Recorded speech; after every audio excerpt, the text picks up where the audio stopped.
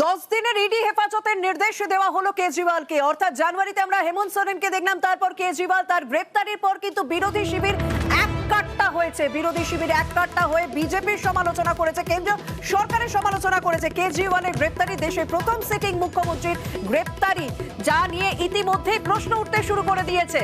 BJP বিরোধী রাজনৈতিক দলগুলি তারা সমালোচনা করেছেন, তারা প্রশ্ন করেছেন অবিজেপি সরকার ফেলার কি কোথাও একটা কৌশল। এরই মধ্যে আজ তাকে পিএমএলএ বিশেষ আদালতে পেশ করা হয়েছিল। কেজরিওয়ালের 10 দিনের ইডি হেফাজতের নির্দেশ দেওয়া হলো।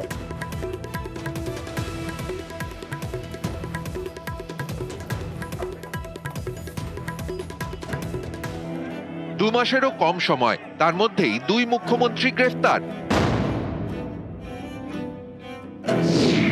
31শে জানুয়ারির পর 21শে মার্চ লোকসভা ভোটের আগে ফের এক বিরোধী শিবিরের মুখ্যমন্ত্রী গ্রেফতার। ঝাড়খণ্ডের হেমন্ত সোরেনের পর এবার গ্রেফতার দিল্লির Aurobindo Kejriwal.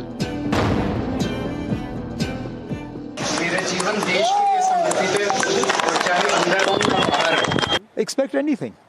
Please expect anything, which is why we are fighting so hard to tell people that democracy is at risk. The BJP has hollowed out democracy. Aurobindo কেজরিওয়ালকে গ্রেফতারের প্রতিবাদে বৃহস্পতিবার থেকে পথে নেমেছেন আম আদমি পার্টির কর্মী সমর্থকরা।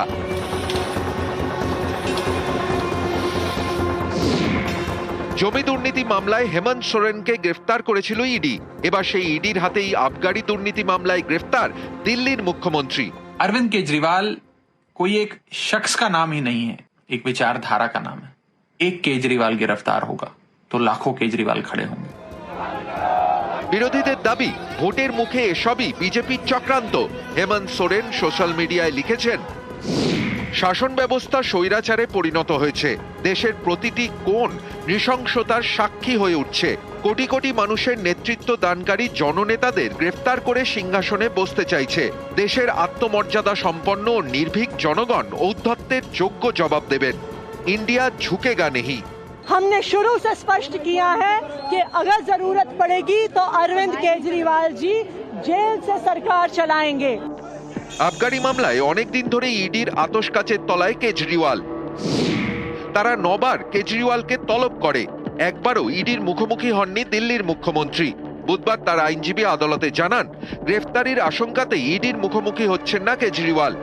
এ নিয়ে বৃহস্পতিবার ইডির বক্তব্য তলব করলেও গ্রেফতারিতে কোনো রক্ষা কবচ দেয়নি দিল্লি হাইকোর্ট। এর কয়েক ঘন্টার মধ্যেই দিল্লির মুখ্যমন্ত্রীর বাড়ি পৌঁছে যায় ইডির টিম। তারা যেভাবে প্রস্তুত হয়ে গিয়েছিল তাতে অনেকেই আঁচ করেছিলেন কেজরিওয়ালকে হয়তো গ্রেফতার করা হবে। তখন থেকেই কেজরিওয়ালের বাড়ির বাইরে বিক্ষোভ দেখাতে শুরু করেন আম আদমি পার্টির কর্মী সমর্থকরা। এরই মধ্যে বৃহস্পতিবার রাতেই শুনানি চেয়ে সুপ্রিম কোর্টের দ্বারস্থ হয় আপ, কিন্তু তা হয়নি। এরপরই বৃহস্পতিবার রাত 9টা নাগাদ অরবিন্দ কেজরিওয়ালকে গ্রেফতার করে ইডি।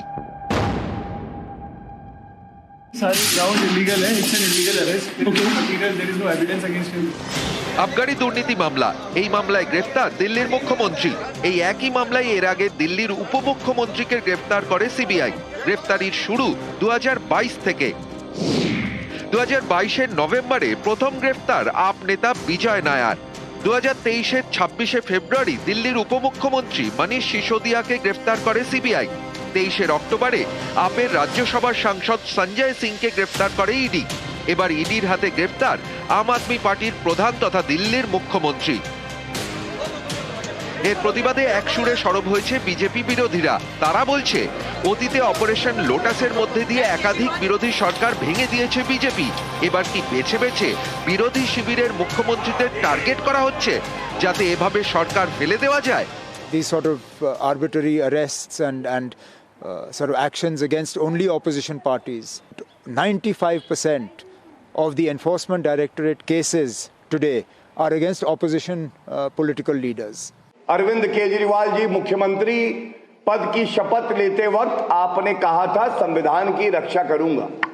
9 समन गए, कानून का पालन करने के लिए उनके पास कोई समय नहीं था। নিউজ 18 বাংলা। আর কেজরিওয়ালের গ্রেপ্তারিতে বিরোধীরা সরব হয়েছেন তৃণমূল নেত্রী মমতা বন্দ্যোপাধ্যায়। এ রাজ্যের মুখ্যমন্ত্রী তিনি সোশ্যাল মিডিয়ায় পোস্ট করে বলেছেন যে এই ঘটনার প্রতিবাদে বিরোধী জোট INDIA ইন্ডিয়া জোট তারা কমিশনে যাবে। গণতন্ত্রকে ধ্বংস করার অভিযোগ করেন মমতা বন্দ্যোপাধ্যায়।